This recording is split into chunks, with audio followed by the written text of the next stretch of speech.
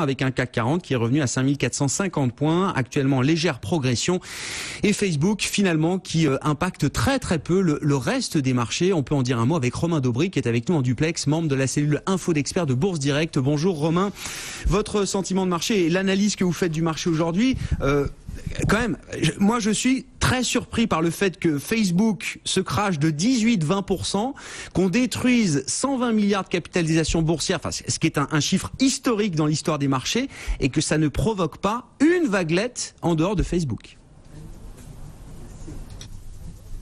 Bonjour Grégoire, bonjour à tous.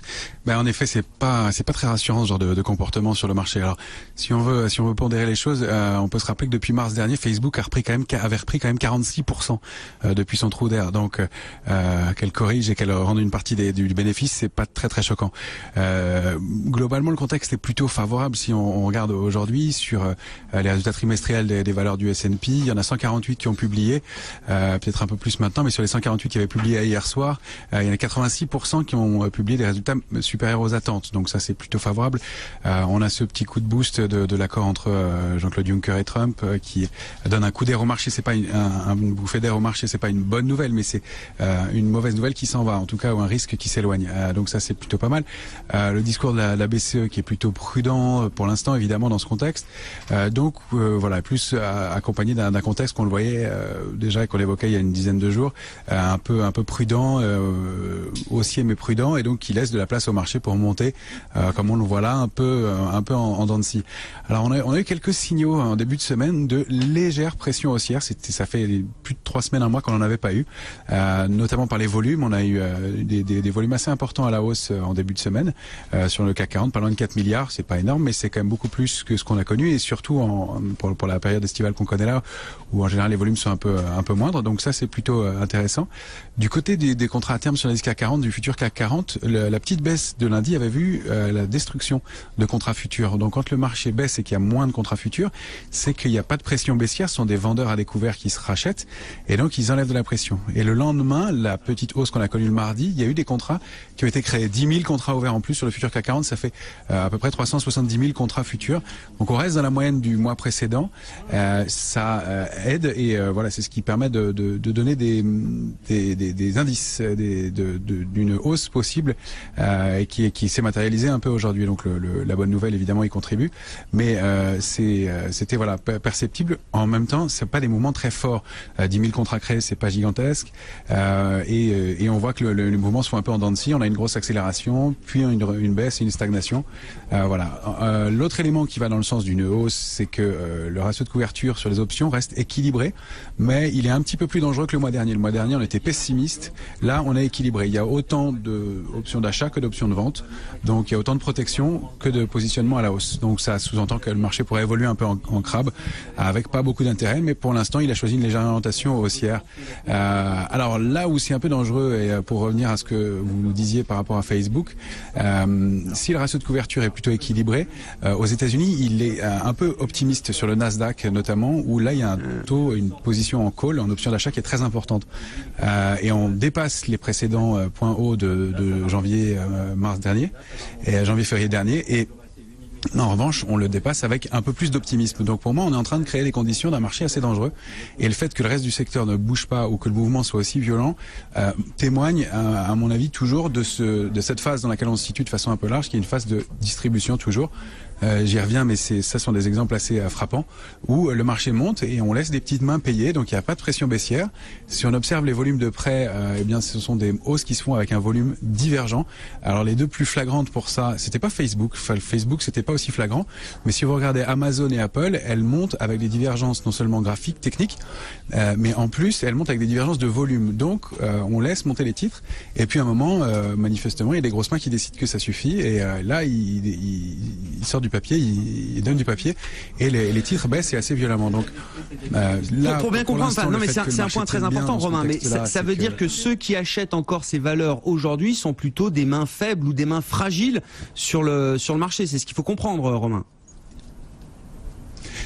Ouais, exactement, c'est ça. C'est-à-dire que pour qu'un marché puisse monter, il a besoin d'être accompagné par du volume.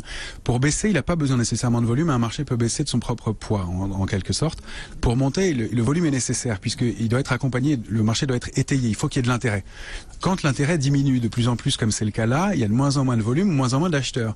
Ça signifie tout simplement que la source, le flow, le flux se tarit et que tout le monde est d'accord pour que ça monte. Et quand tout le monde a acheté, c'est qu'il n'y a plus de nouveaux acheteurs. Donc le volume, qui est un indicateur vieux comme le monde, mais qui est quand même assez criant, montre bien aujourd'hui sur ces valeurs-là, en tout cas, que y a un manque de soutien, un manque d'accompagnement. Donc c'est pas un signal en soi de baisse, mais ça prouve que le marché est fragile et pas très étayé. Et c'est voilà comme ça qu'on se retrouve avec des situations sur Facebook où il y a des retournements qui sont aussi brutaux, ou comme on en a connu sur Netflix précédemment, etc. Donc voilà, un marché qui distribue, c'est-à-dire qu'on profite des points hauts pour alléger du papier, et comme il y a des points hauts et qu'on est quand même vigilant, le mouvement s'auto-alimente et donc ça entraîne des décalages à la baisse. Maintenant, ça c'est le schéma global. Pour l'instant, il n'y a pas de signaux de retournement du marché. Au contraire, on a des signaux d'achat qui se sont déclenchés. Sur le CAC 40, un petit signal, mais on évoluait dans un canal baissier depuis fin mai, depuis le 21 mai, et on en est sorti hier soir et donc ce matin par le haut. Donc on invalide un mouvement baissier de moyen terme. On s'inscrit dans un canal qui est très large, mais petit canal haussier maintenant de court terme. Donc très large, ça signifie que probablement on va continuer à connaître des soubresauts et voir des allers-retours assez violents. Donc à court terme, c'est 5432, 5497 les bornes. À un peu plus large horizon, c'est-à-dire quelques semaines, c'est 5408, 577 les cibles. Ça, ce serait peut-être d'ici la fin de l'été.